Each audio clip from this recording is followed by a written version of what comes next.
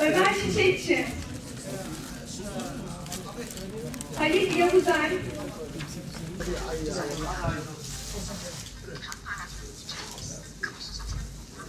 gel amca.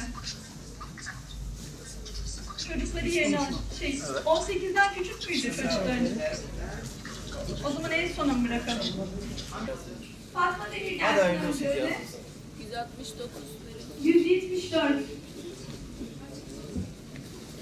Politikalar Bakanlığımız ile Ulaştırma ve Haberleşme Bakanlığımızın ortaklaşa yürütmüş olduğu proje kapsamında görme engelli vatandaşlarımıza yönelik olarak Gören Göz cihazı adı altında hem telefon hem de navigasyon özelliğine sahip olan cihazlarımızın dağıtımının ikinci etabını gerçekleştiriyoruz bugün. Daha önce 19 ilde dağıtımı planlanan bu projeye Şanlıurfa ilimizde son dağıtımda dahil edilmiş bulunmakta. Ve Allah nasip ederse toplamda 340 adet gören göz cihazımızı görme engelli vatandaşlarımızla buluşturacağız.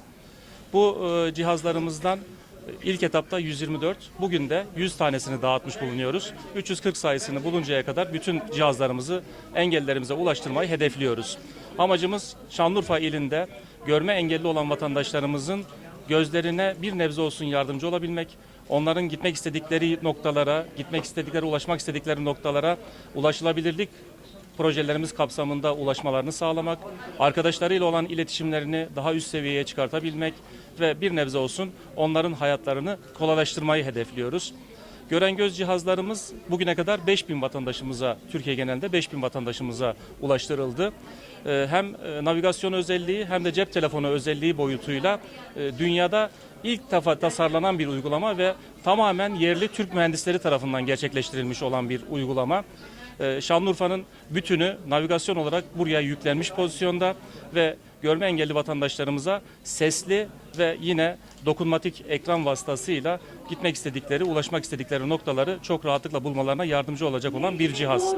Daha sonraki aşamalarda da dağıtımlarımız gören göz cihazıyla ilgili devam edecek. Ben bu cihazlarımızın vatandaşlarımızın hayatlarını kolaylaştırıcı bir unsur olmasını ve hayırlı olmasını temenni ediyorum. Sizlere de geldiğiniz için teşekkürlerimi ifade ediyorum. زين ينفعني من تناني والله ما يقولون لي تدلي على الدرب يعني يسولف ها يسولف يعني يدلي على الدرب يعني. Diyor ki faydalıymış. Ben duyduğuma göre hani adrese falan yönlendiriyor kişiyi.